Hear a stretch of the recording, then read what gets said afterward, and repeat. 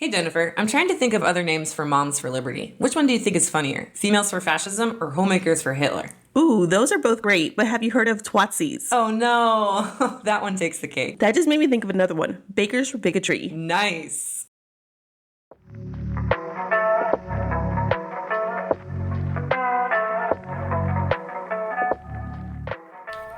Hello and welcome to Moms for Book Liberty. The podcast where a couple of moms fight back against groups trying to control what our kids can read. With each episode focusing on a specific book that has found itself on the chopping block of censorship.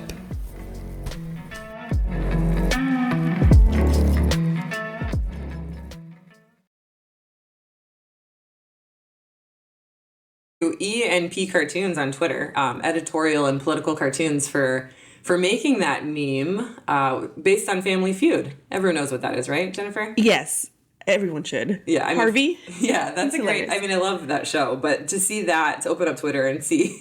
Yeah, so the tweet says, and it has the board. The Family Feud board. The Family Feud board, and it says, give me another name for Moms for Liberty. Top 10 answers on the board. And then that's what we went through on our teaser there. Other notable favorites are Planned Parenthood. Minivan Taliban. Book banning Barbies? Was that one? Yes, book ban Barbies. Bitches for Bigotry. Oh man, it just keeps getting better. And some of the Assholes with casseroles. Assholes with casseroles. Hey, not every homemaker is an asshole with a casserole. Right. This is just sort of a funny take on Moms for Liberty since, all the shit that they're doing these days. Yeah. I mean, what else? You can't just sit back and be quiet. Like, even making a funny meme like this is a form of resistance. Yeah, and Moms for Liberty found it funny. They retweeted it. Why did they retweet it? Well, they think they're living rent-free in our heads. And I'm like, no, you're not an ex that we're stalking. You're just someone who's very dangerous. Exactly. To our school system. Exactly. And I don't think living rent-free applies when, they're the ones that are supplying, the humor. We're laughing at them. Right. Right? And like you said, also concerned about, the dangers that they're posing in our schools. Right. It's and in our society. Yeah. But the fact that it's just funny that the fact that they retweeted it, we wouldn't have discovered this glorious meme had they not retweeted it. So thank you for resharing. Appreciate it because it was a good laugh. Yeah. So yeah, let's just use this opportunity to remind you guys that we also have a Twitter account at moms4 booklib. Yes. Tweet us your alternative names for Moms for Liberty. Maybe, if they're funny enough, we will read them on our next episode. Oh, and it looks like Minivan Taliban was trending on Twitter too. Oh. So that's kind of funny. Hey, I own a minivan, but I don't take offense to that statement. I think it's hilarious. Right. I also make casseroles, but I know I'm not an asshole. Right. I think that's a problem. They know. Yeah. They can call themselves joyful warriors all they want. Oh my God. But in the next sentence, they're calling for war. So we're not scared. Barbie would never ban books. No. I mean, have you seen the Netflix TV show, Barbie? I haven't. Oh, you know what? The girls watch it all the time. Yeah, it's kind of older, but it's so funny. I love it. And the new movie. I want to see the new movie. Me too. Oh my gosh. It looks hilarious. Yeah. Ken Barbie would build her, her whole library. Yeah, he would build her a book banned library. Yeah. Which is everyone's dream. Well, not everyone's dream. Which is every Moms for Book Liberty's dream. Not Moms for Liberty. We're well on our way to building one thanks to Moms for Liberty. No, a sad thing that you could make your own library out of all the banned books. Right.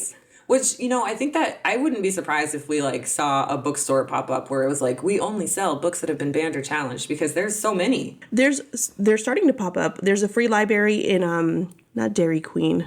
Dairy Queen? The other place, Baskin Robbins. Oh, okay. Is it just banned books? And they have inside their ice cream shop a whole shelf of banned books. Oh, I love that. And Baskin Robbins? Yeah. Oh, man, that's great. Oh, and then there was something you shared with me where anyone between the ages of 10 to 18 could request a copy of a banned book. Yes. At what website? Just Us Oasis on Instagram. So at Just Us Oasis. Yes. Okay. We can put that in our show notes too. Yeah, anyone 10 to 18 can request an LGBTQ plus book. Alphabet Mafia. So tongue tie. Yeah. Tongue twister, not tongue tie. So examples like Just Us Oasis and even this, silly meme by political editorial cartoons are great examples of, resisting against all the craziness that we're seeing, especially here in Florida, but not just Florida, but nationwide with all of the, Supreme Court decisions that have taken place, you know, the end of affirmative action, which is ridiculous because it's the end of affirmative action, but it's not the end of legacy admissions. Why is that allowed? I have no idea. Because the Supreme Court is fucked up, probably. Yeah. And speaking of the Supreme Court being fucked up, did you hear about the whole wedding website debacle? That is beyond wild. Doesn't make any sense. Like, what do you know about it? Because, like, it's kind of hard to explain to someone. It's this web developer who really never developed websites before. Right. And apparently it was, like, her dream to do. And she didn't want to do gay weddings. Okay. So she went to the court and said, I don't want to do this. And I think she made up a plaintiff. Yeah, because not a plaintiff. Like a complaint or right. Someone who wanted her services and she wanted to deny it. So her name's Lori Smith and she did this in Colorado. And initially, I think the state of Colorado was like, what are you talking about? You don't have any requests. And then magically a request appeared. Right. And she provided names, which that person really exists, but he's not gay. Mm-hmm. He's married, I think, with children. 15 years married to a woman in California. And he's a web designer himself. Has his own web design company. Doesn't need your services. His name is Stuart, but he doesn't want his last name to be shared for safety reasons. Understandably so. But apparently his husband's name was Mike.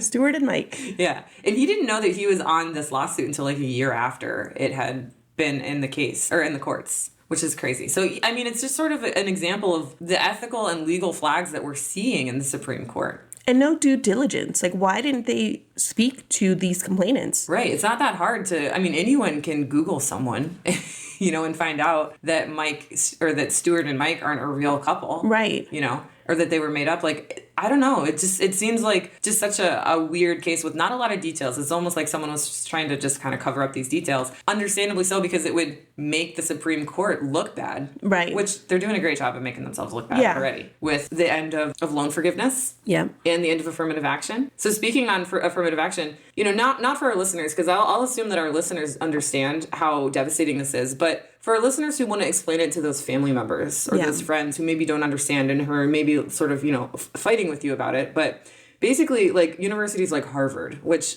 I don't really like Harvard, but it's a great example. Harvard, you know, they pay a recruiter to go out and look for Black and brown high school students that fit their image of a student, of a scholar, right? So someone who maybe doesn't have the money to go to a prep school, right? Someone who doesn't have the money to even take prep classes, like SAT prep classes to do well in their SAT. And still excelled. But still knocked out the SAT, you know? So there's one example of a Black student who did really well on her SATs, but she just went to a regular public school in a predominantly Black community, and that's how she got to Harvard. Yeah, and that's how it should be. Yeah. Like, why are we going against this? I don't get it. So Harvard flew out to her and was like, hey, you're really smart. Come to Harvard. And she was like, okay. And she went to Harvard. But a rich family can get their deadbeat son. Right. Who did not do well on the SATs. Right. Because with all the tutors and everything. And still was mediocre. Because his white granddaddy went there and his daddy went there and donated a very generous amount of money to their school. And I heard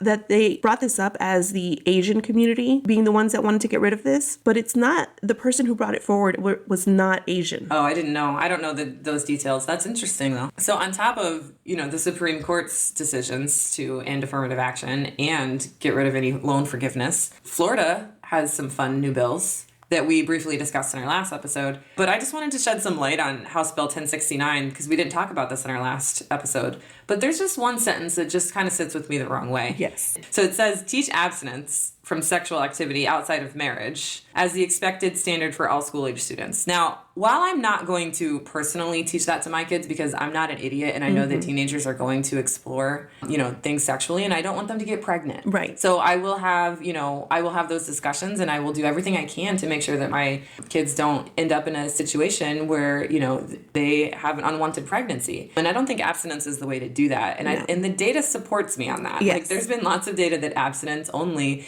is not effective. If anything, it's harmful, and it results in more teenage pregnancies. Yeah. But I'm not here to fight that, okay? If that's what they've been doing that in Florida for a long time. But the rest of the sentence says, while teaching the benefits of monogamous heterosexual marriage. And that's what I have a problem with. Right. Why can we teach that and not... I mean, why do they even have to... Can't they just, like, end the sentence at just... marriage. Not even marriage. Yeah. They could just say, you know, while teaching the benefits of marriage. Like, which is... I still have a problem with that because, like, you don't have to fucking get married. Right. But that's what they want to teach. Right. You know, like, and also with, like, today's interest rates and inflation, like, getting married and having kids is impossible. Yeah, it is. Finding a job. Like, all kids are doing now when they get out of college is, like, I just need to find a fucking job and an apartment that I can afford. Which is impossible. Right. Rent is ridiculous. I can't even imagine. And then now we're losing... I was telling you, house insurance is going up. Everything. I don't know. We're all going to be homeless. Yes. But, so yeah, I have a problem with that. But here's another thing that gets me. It's like, if you've got two lesbians, right? They're not going to get pregnant. No. I don't know if they understand the biology of this, but, like, homosexual relationships don't often lead to unwanted pregnancies. But I think that's why they don't want to. Yeah. Yeah, because it threatens the 1950s American family. Right. Of, like, a man and a wife and two kids and a white picket fence and white skin. Yeah. And the woman is making her casseroles. Barefoot and pregnant in the kitchen. That's the issue I have with 1069, which went into effect July 1st. I know we don't have it pulled up, but they still haven't told us how that'll affect the books. I'm waiting for the school to put out, like, how they're going to deal with this new law. And schools don't know either. No. So they wait for the state, which is scary. And the state doesn't give them clear rules because of lawsuits and potential litigation. And they want to keep it very vague so that people are scared. Yes. You know, the ACLU put out a response to all these bills, kind of explaining it in layman's terms, saying that 1069 would censor classroom discussions on sexual orientation or gender identity all the way up through 8th grade, which is basically an expansion of the K through 3rd grade Don't Say Gay bill. But then, you know, they threw that heterosexual marriage in there, which is just so discriminatory. Which means they can talk about certain... Yes, that's why they did that. Right. So that they can have... Because remember in our last episode we talked about, well, Bluey's mom and dad kissed in the pool. Well, that's a heterosexual... I mean, they're dogs, but it's a heterosexual marriage. You know, so that's why they put that language in there, I bet. You know, and this is just... Not only does it infringe on parental rights to ensure that their transgender students' pronouns are respected, but it infringes on anyone in the queer community's rights. Teachers who are gay. Right. Teachers who have different pronouns. Parents who are gay. Yeah, like how do you deal with a family with two moms that goes to school? They're not important. Yeah. You know, they're the ones that need to be, according to these bills, they need to shut up and be quiet. Yeah, they definitely want to push everyone back into a closet. So the executive director of Florida's ACLU, Tiffany Lennon, responded with this statement. All Florida students and families deserve to be protected, respected, and embraced. And these laws do just the opposite. Despite the administration's rhetoric to the contrary, this is about a curtailment of fundamental liberties and state government overreach into our schools, families, and healthcare. These laws do nothing to protect liberty and freedoms. The only winners are those who want to see a bigger, more invasive government, i.e. Moms for Fucking Liberty. Which, the hypocrisy of them using their tagline, we don't co-parent with the government. They literally have t-shirts that say that. The irony is... They wear them while they hug on a politician that they're endorsing. Exactly. It's just so embarrassing and just such a testament to their ignorance and their lack of critical thinking skills. Or they're lying. Well, they're the puppets being controlled by the puppet masters who are the ones that are lying, right? But these are just like, forgive me, but these are just like a lot of the times unsuspecting literal moms that think they're protecting their kids, but really they're just being used. They're pawns in the big game of, you know, discrimination and taking away our fundamental liberties. And we talked about this in another episode about the umbrella, you know, with the Duggar family. Mm-hmm. And so I'm seeing a lot of memes of that. Like they're protecting their family and there's like a rainbow falling. Oh, the rainbow, yeah. Oh, you know what I saw? Or a shield. There was a great Christian influencer on TikTok and she was like, I fixed this meme to show that instead of Jesus protecting their family from the rainbow, Jesus was like protecting the rainbow or something like that. Because, you know, she goes on, and I love when Christian influencers do this, she goes on to say that like out of all of the words that Jesus Christ spoke, according to the Bible, none of those words were spoken against, you know, the queer community. Right. And if anything, it was the opposite. You know, there's a Bible quote that says, give justice to the weak and the fatherless, maintain the right of the afflicted and the destitute, rescue the weak and the needy, deliver them from the hand of the wicked. I think it's pretty clear here, the hand of the wicked is the government and the Supreme Court Justice and Moms for Liberty, you know, making all of these actions of discrimination towards marginalized groups. Right. What else does it say? I mean, there's so many examples. I mean, even in the 10 Commandments, they say, you shall not take the Lord's name in vain. Mm-hmm. And when they use God as their reason for attacking these people, to me, that's using his name in vain. Exactly. Yeah. And we've already said that before about the Leviticus that says no man shall lie with another man. That was mistranslated and is only in the English versions of the Bible. In other languages such as German, that Leviticus quote says no man shall lie with a child.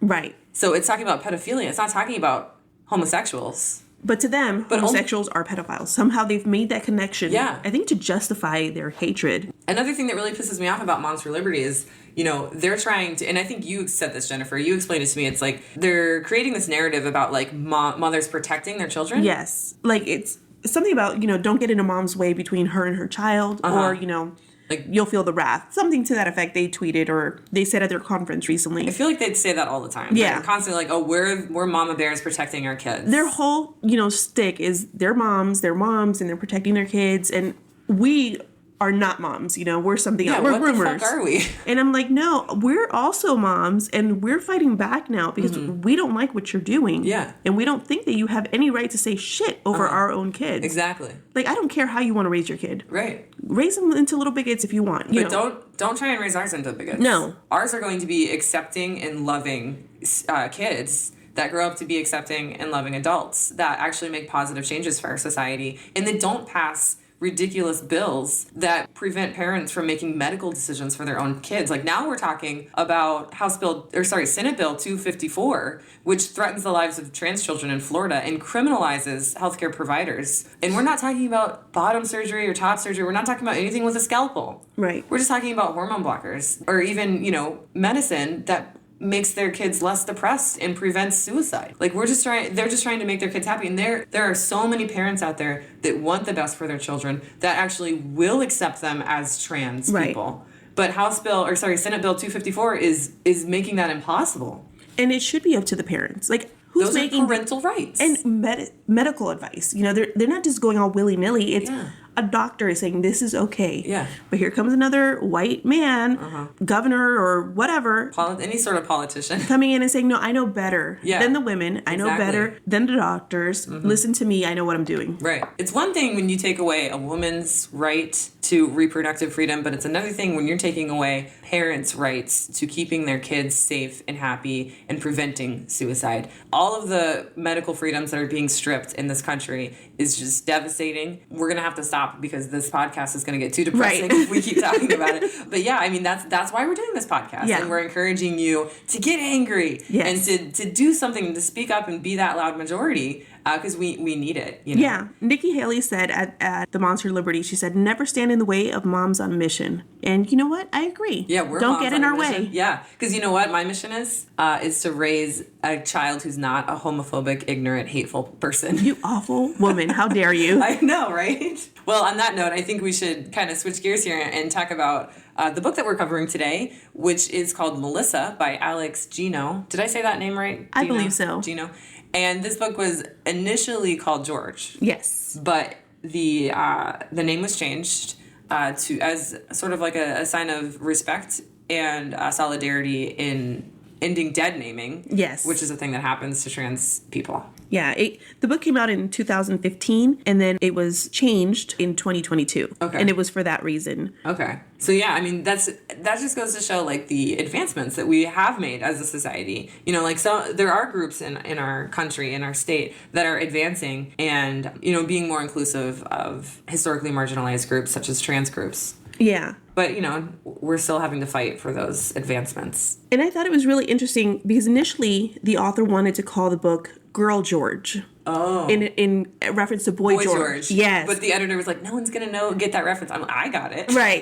Well, I guess because it's middle grade, right? In school. So, yeah. And so they dropped it to just George. And at the time, the author, they didn't realize how much power they had as the author. So they just kind of went with it. They were just excited Scholastics wanted to pick them up. Right. Humble. Yes. Very humble. And so Scholastics also mentioned to them it would be better to leave it as George because they would get less resistance from boys reading the book. Interesting. Interesting. So I thought that was interesting. That is interesting. So that kind of, well, then the author released another one called Rick, and that one's still called Rick. Okay. And that one, I can see the same idea, like encouraging boys to read it. My daughter read it, and she said it was about a boy named Rick who was questioning his sexual orientation. Again, middle school. Again, nice reminder for those listening out there. Middle schoolers have lots of hormones. Well, in middle grade... Sex hormones. Okay, that's when they start realizing that things feel good. In middle grade books, that always confuses me because I think middle school, but it's actually 8 to 12-year-olds. So that's a good point. But this book doesn't mention anything about things feeling good. No. It doesn't talk about masturbation. Like, there's no boyfriend, girlfriend. There's no romance in this book at all. No. So yeah, I want to be clear there because, and I'm so happy that we're actually covering a book but middle schoolers could read this. Oh yeah, absolutely. Yeah. And it's not like a baby book. A middle schooler wouldn't pick this up and be like, oh, this is like below me. They would still read it. But to that point, an 8-year-old could read it. Right. It is very age appropriate. I think there's one, I don't know, we're going to have to look up if Moms for Liberty did their book report on this. With the dirty magazines? Oh, well, no, that wasn't the part I was thinking of. Because, they did mention dirty magazines, but that's literally all they say is dirty magazines. Right, and either you know what it is or you don't know. Yeah, like, and maybe that encourages your kid to be like, Mom, what's a dirty magazine? And then you can have a conversation about what your kids are reading. You know, because eventually you're going to want your kids to know those things so that they're not the laughingstock of their university. Right. But the one part I'm referring to is when Melissa, she says something to the effect of, the thing hanging between my legs is what makes me, the most unhappy. Oh, something like that. Okay. So she, refers to her genitalia not matching her identity. And I think the words she uses are the thing between my legs. Right. But that's it. Which is how a lot of parents who don't use penis, vagina, they'll say the thing or your private part. That's why I wonder in Moms for Liberty's book report, how they always like to say, oh, this is how many times the F word was used. And that one doesn't have anything like that on their list. Oh, okay. Because there's no bad words in this book at all. But I did think it was funny that they have 2 separate lists, one for the book George and one for the book Melissa, and they're not the same book. I thought that was really funny because I'm like, let me compare them. They're not the same. A lot of the same quotes, but one is longer than the other. Yeah. Like they lost interest halfway through Melissa, I think. Yeah, that makes sense. They're like, wait, I think I've read this before. Yeah, they have issues with everything, pretty much, that she has an issue with her identity, that she's transgender, that she feels like a girl in a boy's body. They even had an issue with when the teacher gets upset, when the teacher tells George, and I know you'll turn into a fine young man. Oh, yeah. And the word man hit like a pile of rocks falling on George's skull. It was 100 times worse than boy, and she couldn't breathe. They had a problem with that. I have an issue with that because the teacher needs to use more gender-inclusive language. Come on. You know what? I think teachers now, and I'm sure Moms for Liberty is going to hate hearing this, but teachers now, they know not to use gender-exclusive language. So instead of boys and girls, they'll say like cats and dogs. Yeah. Or they'll say my friends, like welcome my little friends. Yeah. Or like if you're at Disney, they'll say friends of the mouse, which really pisses them off. Because Disney's gender inclusive now. I let someone get pissed off in my presence and go on a rant about how Disney said, they don't say boys and girls anymore. They say friends of Mickey Mouse. I'm like, how dare they? Right. Like, why does that get you so upset? I don't know. Is your manhood so easily affected that if someone isn't fragile, doesn't call you a man directly, it makes you feel like less of a man? The answer is yes. And the same thing with, but moms are having this issue too, because they'll say, oh, I'm a real woman. We have one of the Mom for Liberty ladies loves to wear a shirt that says, I'm a real woman. Wow, that's just, you don't see that often. You don't see feminine ego fragility as often as you see masculine ego fragility. So, but it's there. It's there. It's there. Yeah. And I'm like, why is your womanhood so easily threatened? I don't know. I don't care what another woman has or doesn't have. That reminds me too. It's like they wear all those shirts and they like have their flags, and don't even get me started on the people that think Trump is still president. But like their main argument has been like, I don't like it when you rub it in my face, and it's being rubbed in my face all the time. And I'm driving to the store and I look to my left and I see like a giant Ford 350 pickup with giant rims and like a huge flag with Trump's face on it. Next to a rebel flag. And it's like, then there's like flags that are literally like flying out of the bed of their truck. Yes. One that says like fuck Biden. Right. That's your identity that you're rubbing in my face. And I'm pretty sure there's a few traffic violations that you're making. Right. And then they get out of the truck and they have a hat, shirt. Yeah. That says make America great again. Right. But speaking of that, I am actually excited to see the battle between DeSantis and Trump. Yeah, me too. Well, have you heard there's going to be, I don't know how true this is, a cage match between Elon Musk Musk. Thank you. And he changed his name to Ellen. Oh, sorry. And then the Facebook guy. Mark Zuckerberg. Thank you. Yeah. So they're gonna have a cage match. Like physically? Apparently. No. Like who? I don't know. I mean, I'll watch it. I won't. Like I can't. Has to be the lamest fight I can imagine. I mean, all I know about that is that Mark Zuckerberg launched Facebook's version of Twitter. Threads. Yeah, Threads, which I was talking to someone about. They're like, yeah, well, at least it's better than Twitter. I'm like, how is it better than Twitter? And they're like, well, Elon Musk. I'm like, oh, okay, so Mark Zuckerberg is like the lesser evil? Like, I guess, I don't know. Yeah, I'm not huge on Twitter. So what I figured out recently is like they limited how many posts you can see if you're not verified or if you don't have. That sucks. I don't know. So that's that. I can see why people would go to Threads, but let's just remind everyone the things that Facebook did during a few elections and the homophobic rhetoric that they contributed to by actually like sharing and resharing and sort of like putting these homophobic posts up on a pedestal. Yeah. So it's almost like they're both evil. I don't know. Maybe you could argue one is less evil than the other. I don't fucking know. Yeah, no. They're two rich guys going after each other. I mean, two straight cis white males. Yeah. Yeah, which But the point of this was I would love to see Trump and DeSantis in a cage match. I would actually watch that. Yeah, my money's on DeSantis though, in terms of winning. Although I would love to see Trump beat his ass. Yeah. This is a weird conversation. Wait, I don't condone violence of any kind. But they're agreeing to it, you know? I don't mind boxing matches and like MMA fights. It's a sport. It's a sport. Yeah, exactly. A gentleman's sport.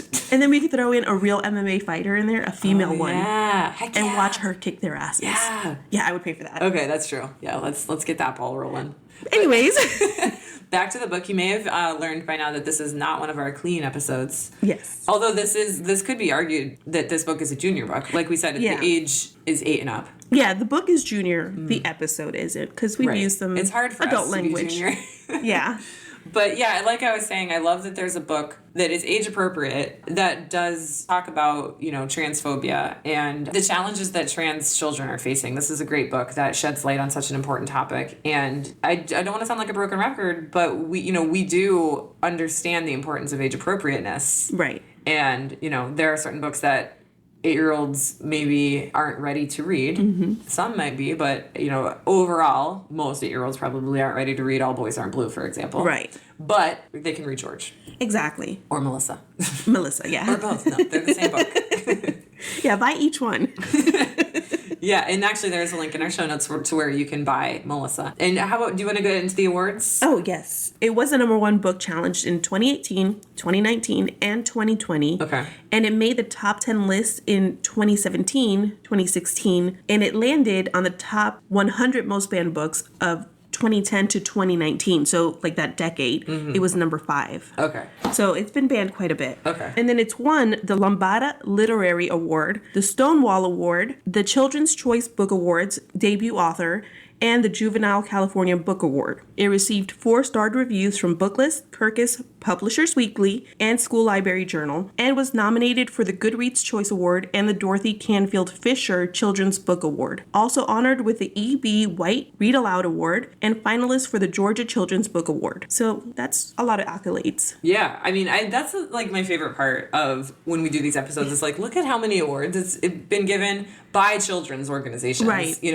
And it still manages to piss so many people off. It's like, there's definitely 2 different camps here. And which camp do you want to be a part of? But yeah, let's jump into it. And the thing is, like, liberty means we get to choose if we want to read it or not. I just don't. You know what it is? It's their attempt to gaslight us. Their attempt to turn the tables and make us. That's what gaslighting is. Yeah. We know what liberty means. And they're taking away our liberty. Exactly. And of, trying to expose our children to diverse voices, which is not a bad thing. What's really cool is when you pick up a book and you have no idea what it's about, as opposed to like a lot of people know what this book is about. So they go into it knowing it's about a trans child. And I picked it up not really knowing it. Okay. Which is, I don't know how that happened to me, but sometimes I do live under a rock. But I picked it up not knowing what it was about. And, someone recommended it to me. I was like, okay, so I'm going to read it. And, the character's name is George, but the pronouns are she, her. Yes. And so I'm like, what's going on here? So the first introduction of the first picture that gets painted to you as the reader is George coming home from school, going into her bathroom with a bunch of fashion magazines. Yes.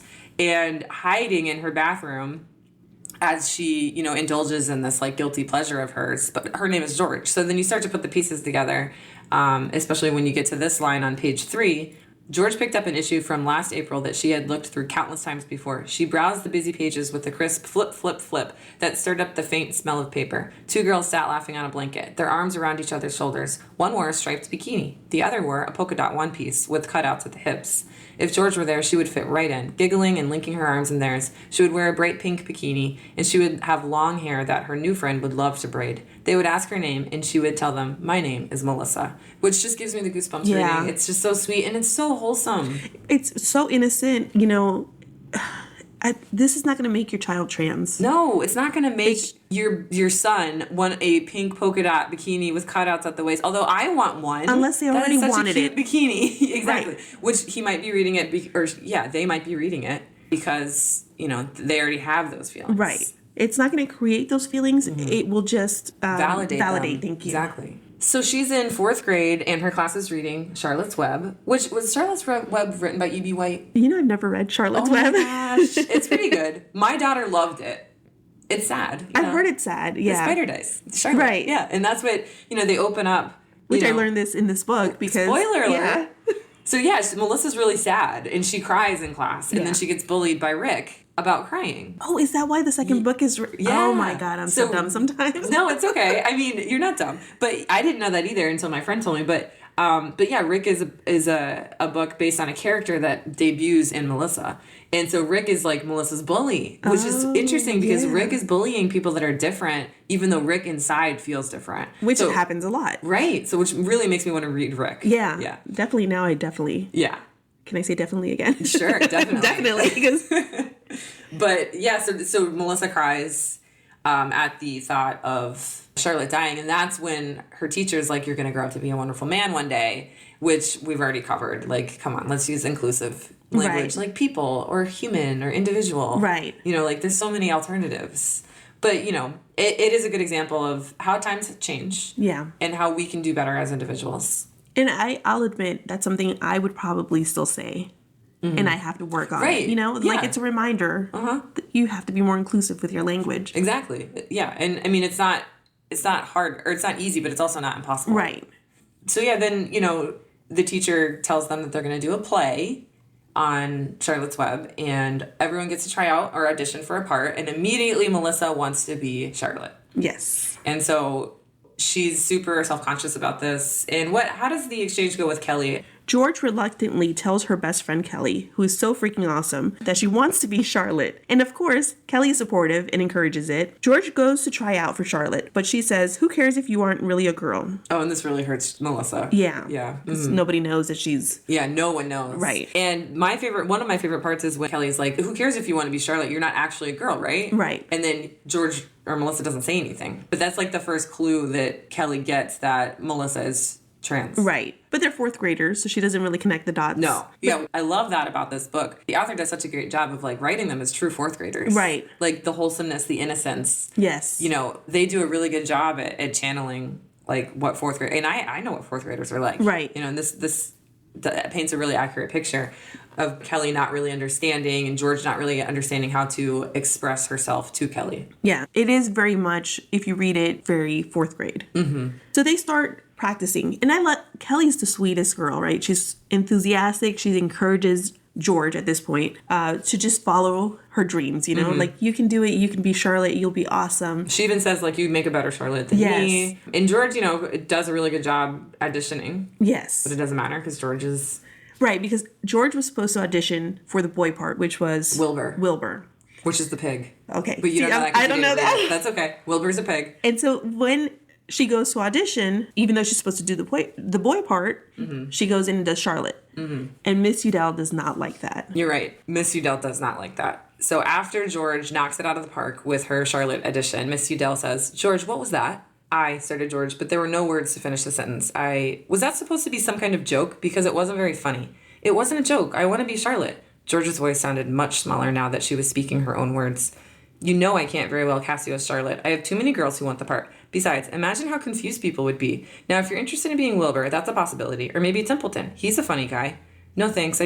I wanted, okay then, Miss Udell eyed George oddly. For now, we need to get into the room and get ready to go. Would you hold the door for me? And then it goes on, to explain how George is feeling inside. And George says, stupid, stupid, stupid body, stupid brain, stupid boys, stupid girls, stupid everything. She kicked at the leg of her desk, knocking it into Emma's chair in front of her. Emma turned back to give George a dirty look. So George is clearly not being understood. She doesn't feel understood. She doesn't feel validated. She's confused. The gender roles are very traditional here at this school. And it's sad to see that because she was so excited to try out. Yeah. And then kind of like... such a downer to be told, like, are you playing a prank? Like, do you think this is funny? Just such deflation. And also, the night before, George almost came out to her mom. Remember? Like, yes. She, in her head, she was like, what if I am a girl? And then George's mom says, George, whatever it is, you can tell me. Mom took George's hand in one of her own and covered it with the other. Whatever happens in your life, you can share and I will love you. You will always be my little boy and that will never change. Even when you grow up to be an old man, I will still love you as my son. Which at the beginning of that sentence, you're like, yes, Mom, yes. Right. And then it's like, oh, no. But, in her defense... She thought he was gay. Right. And this, I guess, is this book like set in the 90s maybe or something? Or is it set in an earlier time? Yeah. Where they don't talk about cell phone. Oh, no. Well, Kelly has a cell phone. Oh, okay. Well, I guess we can't make assumptions. But even now, it's hard for parents to understand. Yeah. That their child might have a different gender identity. And we covered this in a couple episodes ago, that the incidence for being gender atypical is just as prevalent, if not more, than the incidence of having a cleft palate, for example. And that's just to put it in perspective for people. Like, we all know someone who has a cleft palate, which means someone who is gender atypical. Right. And gender atypical could mean anything from,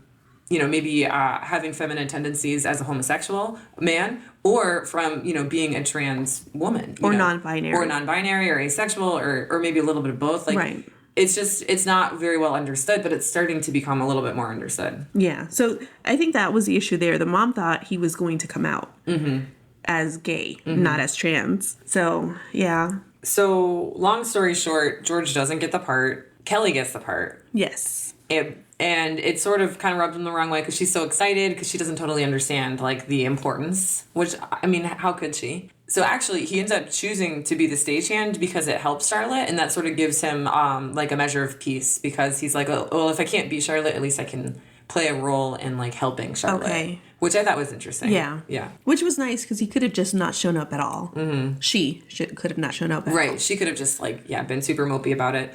But remember the part where Melissa, like, actually puts something on the back of the other bully's back? Oh, the paint, right? Yeah. She paints some jerk on Jeff's t-shirt, and then Jeff proceeds to beat George up until George vomits, and then that's when we meet the principal. Yes. So tell me about the principal. Okay, so the principal, I think this was really important. So they're in the principal's office, and I think they sent Rick out, and she's just speaking to George at this point. So as the principal spoke, George's eyes scanned the wall behind her. List upon list of phone numbers and email addresses were taped up to the lower half, interspersed with handwritten notes held up with thumbtacks pressed directly into the wall. Dozens of signs hung above, telling kids to eat right, not to take drugs, to do their homework, and not to be a bully. A sign in the far corner showed a large rainbow flag flying on a black background. Below the flag, the sign said, "Support safe spaces for gay, lesbian, bisexual, and transgender youth." Reading the word transgender sent a shiver down Georgia's spine. She wondered where she could find a safe space like that, and if there would be other girls like her there. Maybe they could talk about makeup together. Maybe they could even try some on. Aww. So, yeah, this is why these signs are important. Yes. It's not to groom your child. It's not to turn your child gay. It's to give students who identify a feeling of safety. Exactly. And I don't understand why our schools don't want to have that. Like, our school board members are trying to shut that down. It's because of our school board members. Yeah, and again, there's an example of a small group of people that are ruining it for such a large group of people because our teachers and our administrators want to support the LGBTQ community, but 2 of our school board members do not. Right. And one of them is maybe she does, but she's not using her platform or her voice to do anything about it. And then the other 2 are, but then they're sick of the fucking bullshit, so they're stepping down. So it's a whole, and I'm sure that's the case for lots of different districts, especially in fucking Florida. And a lot of Moms for Liberty have won seats on school boards. So this is why we keep talking about you. Yes. This is why. Yeah. It's not that you're, constantly on our mind because you're great or we're jealous of you. Yeah. No, it's because we see that you're dangerous. Yes. And exactly. be dangerous to kids like George or Melissa.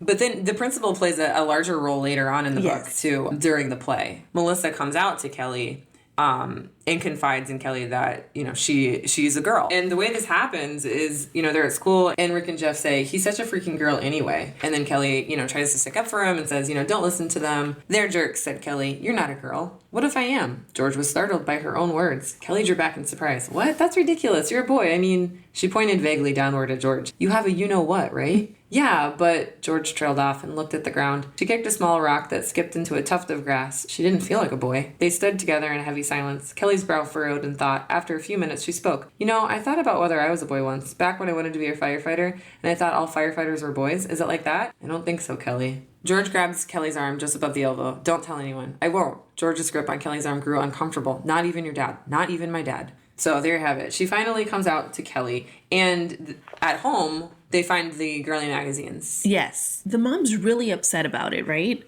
Yeah, she's not as, quick to accept this as his brother, or as her brother.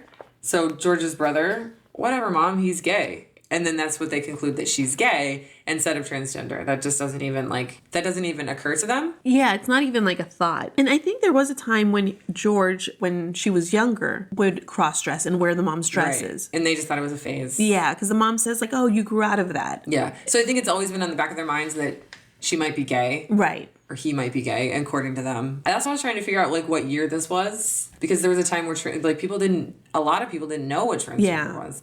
Or maybe the mom is just so scared of their son living such a challenging life. Yes. And that is why a lot of parents do have a hard time accepting it when their child does come out as transgender, because no parent wants to see their child suffer. Right. But you have to get over that and see that they're suffering right now. Yeah, and that's what a lot of the whole, you're grooming your child, you're mutilating your child.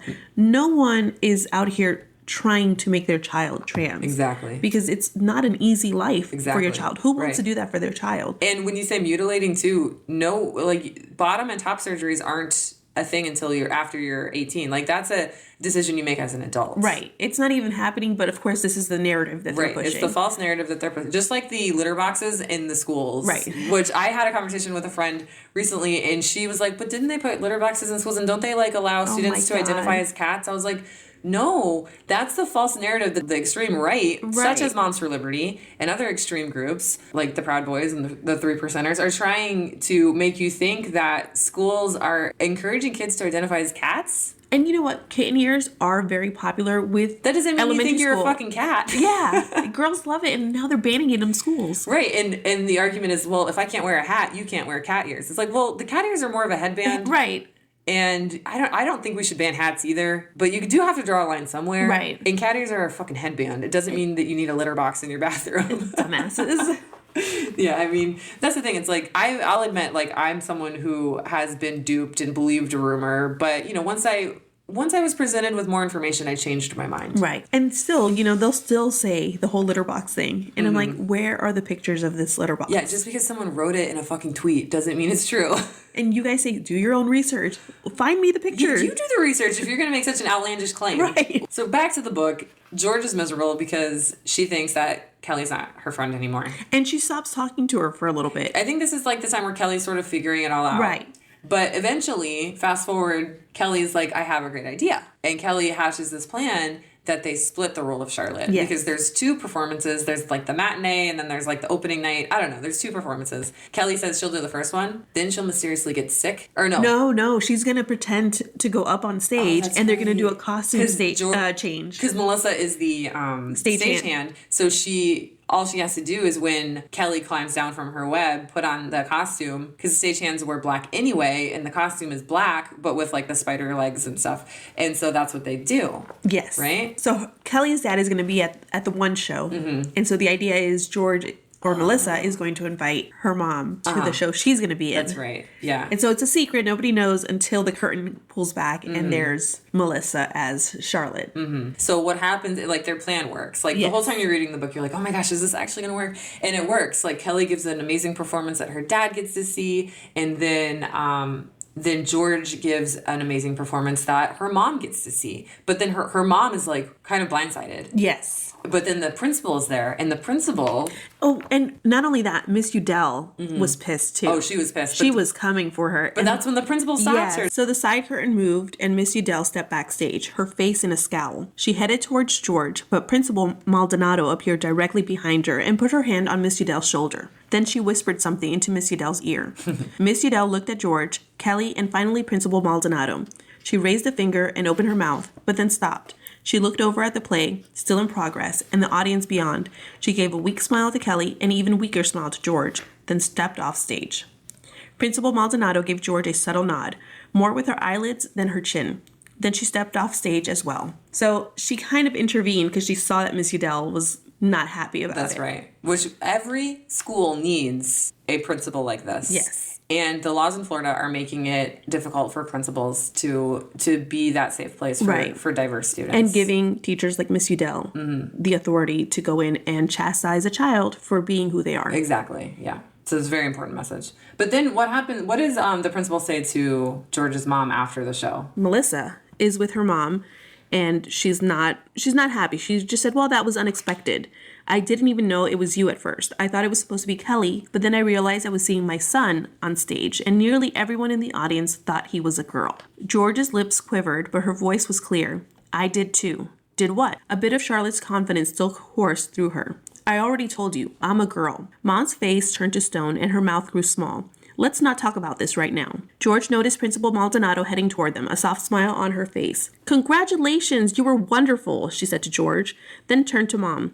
Your kid was great tonight. You just might have a famous star on your hands someday. Aww. Notice the gender neutral. Your kid, yeah. I have just the biggest case of goosebumps right now. It's crazy. And she goes on, and the mom says, thank you. Mom smiled politely. He certainly is special. Maldonado goes on, well, you can't control who your children are, but you can certainly support them. Am I right? Principal Maldonado's earrings sparkled in the auditorium light. Excuse us, said Mom, searching awkwardly in her purse for some imaginary item, but we've got to get home to dinner. Well, make sure that the star gets extra dessert tonight. Principal Maldonado put her arms around George. She smelled of vanilla. I certainly will, said Mom.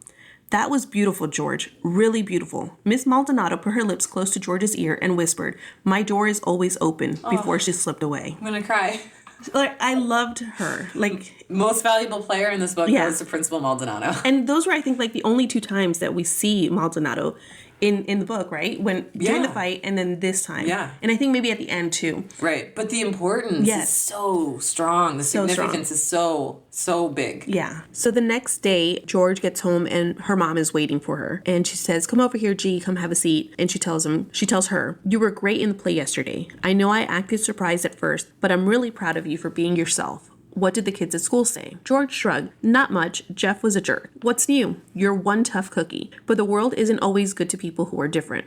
I just don't want you to make your road any harder than it has to be. Trying to be a boy is really hard, Melissa says. Mom blinked a few times, and when she opened her eyes again, a teardrop fell down her cheek. I'm sorry, G. I'm so sorry. She pulled George toward her and hugged her tight. You really do feel like a girl, don't you? Yeah, I do. Remember that time I was little when you found me wearing your skirt as a dress? Yes. And remember how I wanted to be a ballerina and it drove Scott crazy because he said I couldn't be because I was a boy? I remember the temper tantrum you threw when I didn't give you a tutu. Oh. Are you upset with me? Oh, baby, no. Oh. Mom stroked George's hair and sighed deeply. But I do think you need someone to talk to. I probably could use someone too. Oh. Someone who knows about these things. Oh, I love it. And I know that this is just like best case scenario and this is not how it happens in every house, but it just makes you wish that this is how it happened in every household. And I love the part where George says, it's really hard to pretend to be a boy. Right. Like that's just shed so much light on things that we should be looking through as parents who are accepting, their transgender children. It's like, oh, well, you don't understand. I'm doing what's best for you because it's really hard to be a transgender person in society. But what they're not understanding is it's really hard to pretend to be something that you're not. Right. Since the beginning, there are testimonials or I guess experiences that have been shared by transgender people where they, ever since they could remember when they were 3 or 4 years old, experiencing, this desire to be something else. And on that point too, I've heard this argument that, we can't have people, we can't encourage children to be trans because, they'll change their mind, and everybody seems to know somebody who was trans and changed their mind and apparently had top surgery. I've heard stories like this. Right. But when you look at the data, it's like less than 3% of people who have gone through with a surgery exactly regret it. Right. So and maybe those people wouldn't regret it had they had the proper resources. Right. Or maybe those people wouldn't have gone through the surgery if they had had the proper resources, such as like a therapist that they could talk to. Right. Maybe like it could go both ways. But I think really the take home point here is not enough resources are available for people figuring out what their next step is. Yeah. Because, obviously here in Florida, it's, the legislature is taking away these resources and these opportunities for people of all ages to figure out who they are and what would make them truly happy. And she's not my favorite person because she's a little controversial, but Caitlyn Jenner. Oh, she was pretty old when she decided to Right. do her transition. Right. Her whole life she lived as a man. Right. And was unhappy. Right. So wrapping up this book, Kelly tells George that she has a surprise for her. I've got a surprise. My Uncle Bill's taking us to the zoo on Sunday. And at first George is like, it stinks at the zoo. And also that zoo is so boring. It's just like a zoo for like babies. And Kelly's like, no. He's going to drive us to the Bronx Zoo. They have over 600 species, tigers and gorillas and giraffes, not goats and sheeps. They've got panda bears. You're free Sunday, right? And, George reluctantly agrees. And Kelly continues, and she says, because I was thinking, the Bronx Zoo is super far away and we won't see anyone there we know. You've never met my uncle, have you? George shook her head. It must be about to rain. He goes in the bathroom. He's scared. Sorry, Jennifer's adorable pit bull, Dallas, is hiding in the bathroom because I think a storm is coming. Yep. Wow, that's so He's funny. my little meteorologist. That's awesome. It's not awesome that he's so scared, but poor Dallas. Anyway, so Kelly grinned. Don't you get it? We can go as best girlfriends. We can dress up and everything. George's mouth hung open. George already knew Kelly was her best friend, but they had never been girls together before. George had never been a girl with anyone, if you didn't count being Charlotte. Did you hear me? Like a skirt? The hair on George's neck tingled just saying the word skirt. Sure. When girls dress up, they wear skirts. I have a lot to teach you about being a girl. Kelly stopped. My uncle's going to figure out something's up the moment I call you George, isn't he? Oh, I love this part. I know, it's the best part. George thought about her private name. She had never said it out loud before, not even to her friends in the magazines. You could always call me Melissa, she said now. Melissa, said Kelly, her eyes wide. I like it. That's a great name for a girl. She said it again, drawing out each sound. Melissa. That's perfect. George buried her chin in her shoulder and felt her cheeks grow warm. Are you okay, Kelly asked. Yeah, said George. It just sounds really good to hear. Aww. So sweet. And I love how it's what an ally is. Yes. This is like a perfect example of a good ally. She's so supportive. Yeah. Like, everyone needs a Kelly in their life. And like most books that we cover on this podcast, these books aren't just for people of the queer community. They're for parents, family members, friends. Yes. So yeah, they go to the zoo and they have a great time. Yeah. Oh, and I love when they try on all the clothes. Oh, yeah. Because Kelly's like, here's my wardrobe, go crazy. Yeah. Try on all these outfits. And it says, Melissa tried on half a dozen outfits in a whirlwind. Before she could change out of one, Kelly had another ready and took half a dozen pictures of Melissa in each. Melissa didn't know whether to laugh or cry as she modeled the girl's clothing, with Kelly oohing and ahhing all the way. She held the fabrics delicately, as if they would break, and rubbed them softly between her thumbs and forefingers. For all the different outfits she tried on, though, Melissa couldn't keep her mind off the first.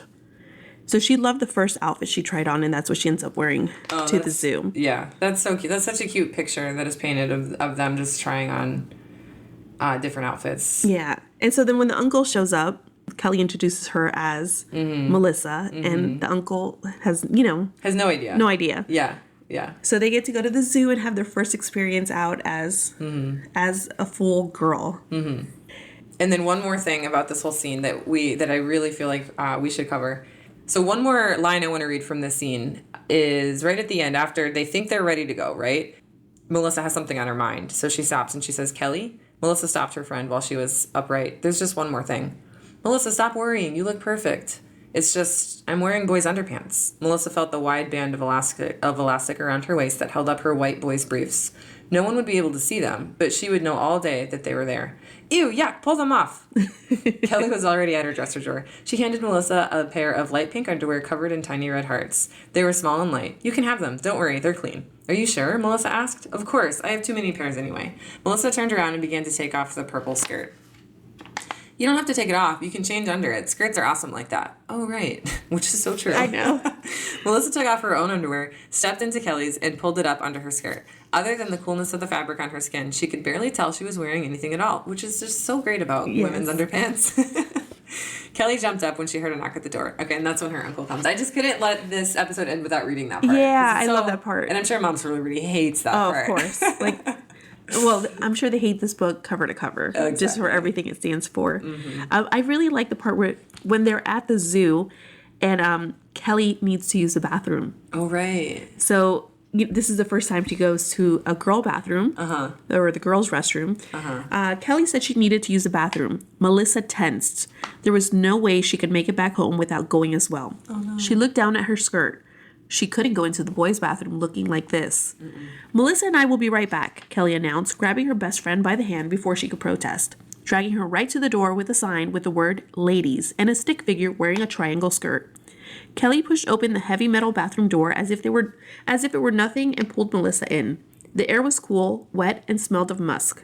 The tiles were gray and green, not pink as Melissa had imagined. Most noticeably, there were no urinals. Only a row of stalls on the left and a row of sinks, mirrors, and dispensers oozing pink soap on the right. You okay? Asked Kelly. Melissa nodded but didn't say anything. She was standing in the girls' room. Not even the eloquent Charlotte had a word for how she felt in that moment. Melissa locked herself in a stall, delighted for the privacy. She lifted her skirt to see her underwear, covered in tiny red hearts. She pulled it down, sat and peed, just like a girl.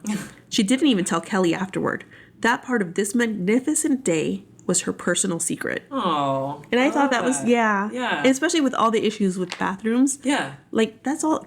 They're not going in there to check out what anybody else is doing. No. They just want to handle their business, and that's it. Which is why, I mean, the solution to the bathroom problem is easy. It's just all bathrooms are unisex with stalls. And and America is one of the only countries that makes it such a big deal. Right. Like, if you go to Europe, the bathrooms are just, like, unisex with doors. And each bathroom, it's not just like a stall that you could like easily push over. Yeah. It's like a secure room with a lock that you can go in and do your business and no one can see you. Which, like, I want that. Exactly. even if it was all girls, I still don't want a little kid peeping through a little gap. That crack is so big. Or crawling under. I don't feel comfortable going to the bathroom, and not because of Not because of anybody else being there. Just you want to pee in private. Yes. You want to do your business in private. And apparently that's unique to America.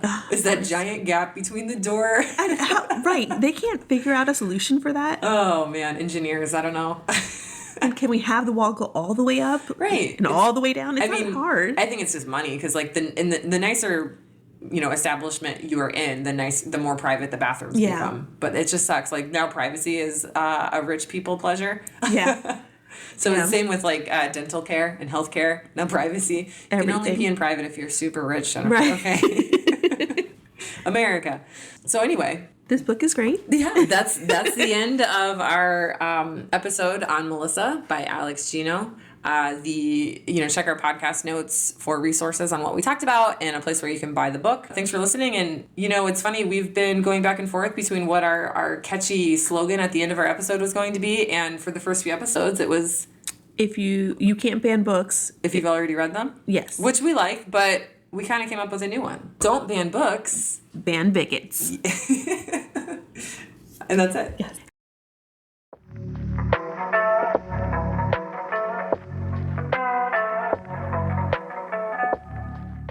This episode has been engineered and mixed by your hosts, Jennifer Mendoza and Courtney Green. Be sure to follow our show on Twitter at Moms for Book Lib and Instagram, Facebook, and TikTok at Moms for Book Liberty with the number 4. And leave us a review on Amazon Music or Apple Podcasts, or you can rate us wherever you listen to podcasts.